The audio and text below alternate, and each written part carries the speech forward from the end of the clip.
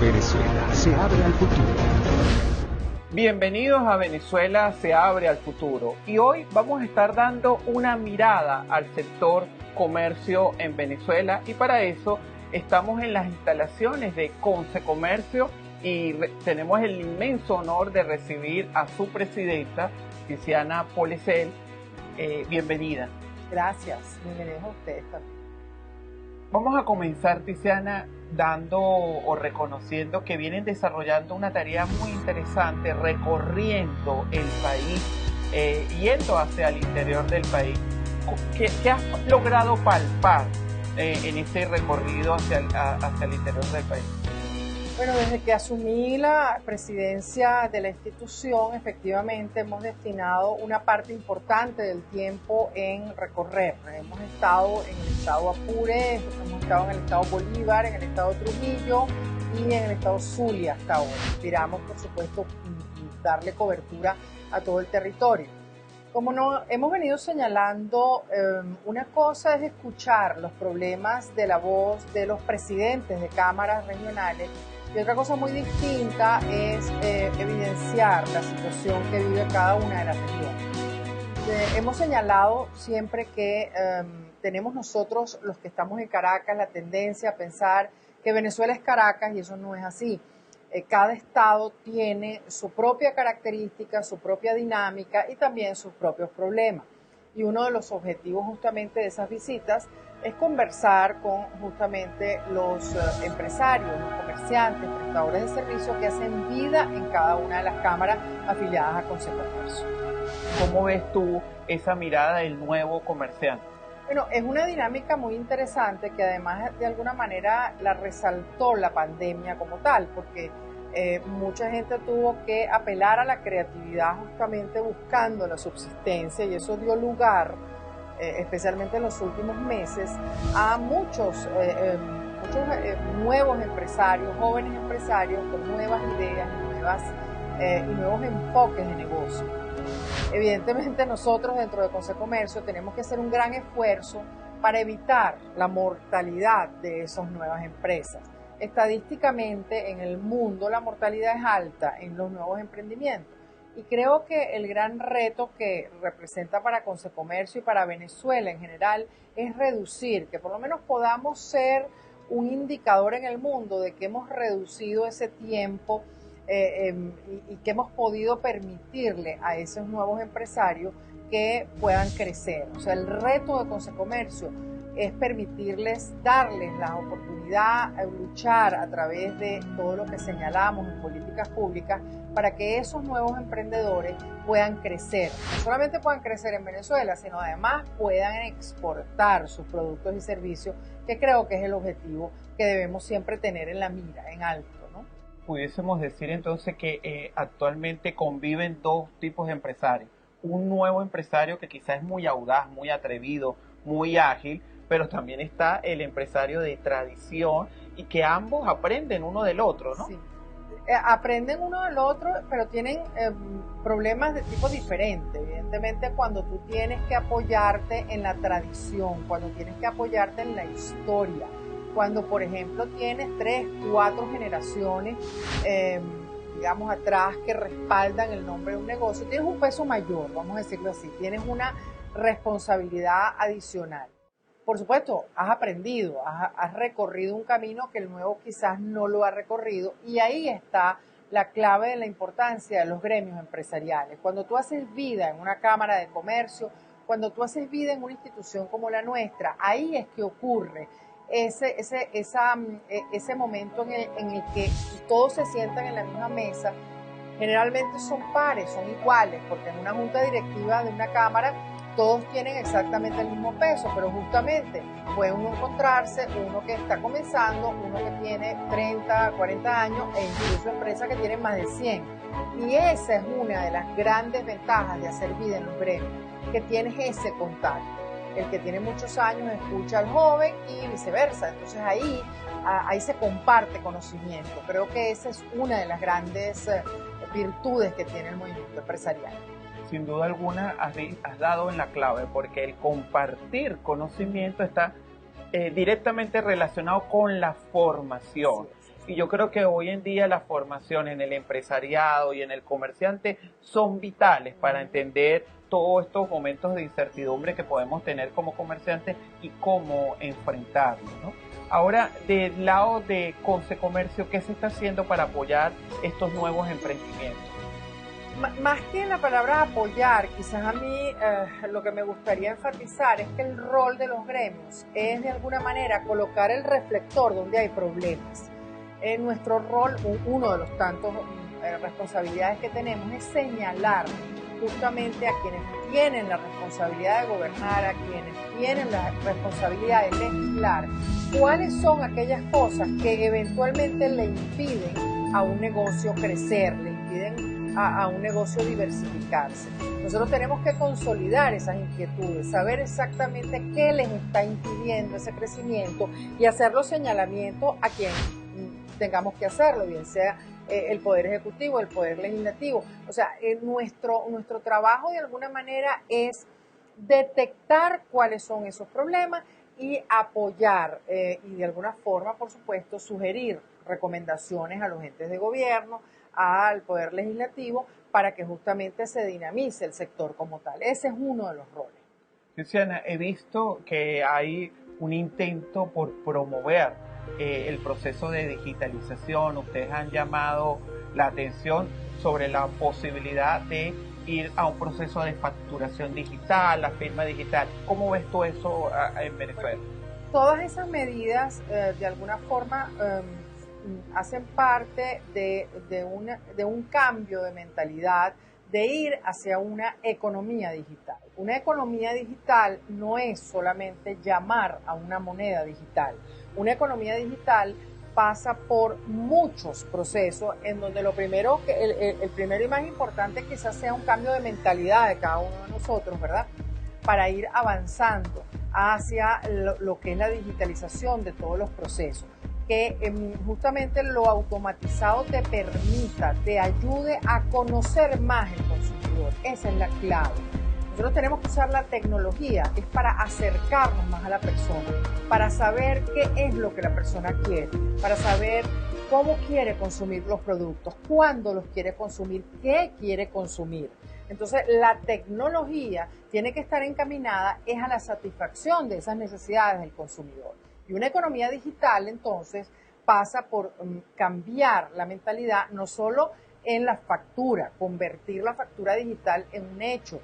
Eso además tiene unas implicaciones ecológicas que son importantes, pero además la rapidez de los procesos. Cuando vas a la factura digital, tú puedes consolidar información importante del cliente, cruzar información, que es lo que te va a permitir darle una mejor atención. Por otra parte, no puedes hablar de economía digital si no hablas, por ejemplo, también de las notarías digitales. No puedes hablar de economía digital si no has logrado una interconexión óptima, de calidad, dentro de una ciudad, dentro de un país. O sea, son todos objetivos que van encaminados a justamente lograr usar la información del cliente en beneficio del propio cliente para atenderlo mejor, para atenderlo de manera más rápida, para atenderlo de manera más eficiente. Hacia eso va el sector comercio y su inserción en la economía digital. Esperemos que podamos llegar a ese momento. Hay ejemplos actualmente positivos, como por ejemplo el SAPI, el registro de marca. Sí, tuve la oportunidad de conocer ese proceso y ha sido muy rápido. Incluso ellos dicen que son en toda la región el proceso más rápido de registro. Ojalá eso vaya también a las notarías, vaya también al CENIAC y podamos ir a simplificación de trámites en general. Ese es el objetivo. O sea, lo que le impide muchas veces a un comerciante, prestador de servicio, crecer, formalizarse, porque aquí hay un detalle muy importante. Los emprendimientos generalmente comienzan informales. El reto es la formalización. Si tú no te formalizas, tú no puedes proteger tu marca. Claro. Si tú no eres formal, ¿cómo cuidas el valor de tu marca? Si tú no eres formal, ¿cómo eventualmente tienes acceso a un crédito? O sea, tú tienes que formalizarte. Entonces, el reto tiene que ser lograr que esa formalización sea rápida, sea eficiente, que pagar los impuestos sea sencillo, que los paguemos todos. Esa es otra cosa. La formalidad implica justamente que todos entremos por el aro de la formalidad, y eso significa que si todos pagamos impuestos, la carga que vamos a tener todos va a ser menor, porque va a ser repartida. Retos para el sector comercio en cuanto a la retención de personal. ¿Cómo se ve actualmente en plena pandemia ese proceso y qué casos de éxito puedes hablar? Yo la verdad que más que reto, yo quisiera señalar, si me lo permiten, la importancia que ha tenido el sector comercio y servicios dentro de la pandemia. Ha sido un sector que prácticamente no ha modificado sus nóminas, a pesar de haber estado durante más de un año prácticamente inactivos. De hecho, algunos sectores nuestros estuvieron 6, 7 meses cerrados sin posibilidad de abrir, y notamos que han hecho un esfuerzo gigantesco por no reducir su nómina. Y eso no es solamente responsabilidad social, eso también es interés del negocio. Cuando tú has formado a un trabajador, lo menos que tú quieres es perderlo, porque tú has invertido tiempo, de recursos en su formación, y a nadie le gusta la rotación de personal. Eso quizás no es lo deseable. Pero el sector comercio y servicio en la pandemia, a pesar de que en la mayor parte de los países del mundo se recibieron ayudas de todo tipo, tanto al individuo como a las empresas, en Venezuela ninguna de las dos ayudas, se recibió, y vemos cómo, a pesar de todo eso, los comercios, la mayoría de ellos todavía se mantienen en pie. Y la respuesta está en que tanto consumidores como el sector comercio y servicio hicimos entre todos un esfuerzo por poder transitar lo que fue la pandemia, ese año tan difícil, y yo estoy segura que eso nos va a traer muchos beneficios. Yo he señalado que las relaciones entre trabajadores y empleadores nunca habían sido tan buenas, porque fue un momento en que todos entendimos que todos teníamos que poner de nuestra parte, el empresario, el trabajador, todos en el sector comercio pusimos de nuestra parte para poder, salir de lo que es la pandemia. Estamos todavía adentro, pero estamos seguros que con esas fortalezas que se crearon, las empresas que han logrado sobrevivir, tienen mucho que decirle, no solo al resto de los venezolanos, al resto del mundo. Tiziana, un mensaje ya para finalizar al sector comercio, pero también a la población en general. Bueno, mi mensaje quizás como presidenta de Consecomercio, mi mensaje principal es que busquemos los caminos para estar agremiados. Formar parte de un gremio es esencial dentro de la vida y dentro de lo que es el quehacer dentro de un país, dentro de una colectividad. Yo particularmente encontré en el sector empresarial el gremio donde decidí hacer vida, pero cada uno de nosotros a veces nos preguntamos, bueno, en medio de esta crisis, ¿qué es lo que yo puedo hacer? Bueno, una forma de hacer es fortalecer las instituciones que de alguna manera pueden ser las protagonistas en la recuperación del sistema democrático. Cada quien tiene un lugar, la asociación de vecinos, la junta de condominio, el colegio profesional, o sea, cada uno de nosotros tiene un lugar donde hacer vida. Mi llamado es que si todos nos empeñamos en fortalecer las instituciones, con seguridad vamos a poder retomar un rumbo democrático, mayor justicia y mayor bienestar. Y lo más importante, lograremos construir un país de oportunidades para todos. Un país de oportunidades se construye con formación y sobre todo que los gremios dan la oportunidad de compartir experiencias. Al final son aprendizajes, cada una de las reuniones, de las asambleas, etcétera, y se da una dinámica muy interesante de networking, porque ¿qué tienes tú que de repente te interese de mi empresa o cómo nos podemos apoyar los dos en una misma operación? Y yo creo que es ahí donde también hay que poner el foco, formación y el foco de oportunidades y networking que se dan dentro de los gremios. Entonces, bueno, Tiziana, muchísimas gracias por habernos acompañado en Venezuela se abre al futuro, y vamos a estar conversando también con dos directores que te acompañan en esta labor gremial. Muchísimas gracias. Gracias a usted. Venezuela se abre al futuro. Venezuela se abre al futuro, y continuamos con este trabajo especial con Consecomercio, y hoy vamos a recibir al primer vicepresidente Gustavo Vallecillo. Gustavo, háblame un poco de cuál ha sido esa gestión de Consecomercio que ha dado un fuerte apoyo a la región. Están viajando hacia el interior del país, hay un movimiento importante. ¿Cómo lo visoras tú como primer vicepresidente? Bueno, sí, mira, nuestra presidenta Tiziana Poleselli, junto con otros dirigentes empresariales, ha estado recorriendo las regiones, ¿no? Acaba de llegar de un viaje por el estado Zulia, ya visitaron Apure, visitaron Bolívar, visitaron Trujillo, y estas visitas van a continuar. Eso nos permite pues tener una visión real de lo que está sucediendo en las regiones y nos permite pues tomar decisiones y enfocar algunas actuaciones nuestras hacia el desarrollo de las regiones y atacar sus problemas, empoderar a las cámaras afiliadas nuestras regionales para que de manera conjunta podamos trabajar en pro del desarrollo de esas regiones.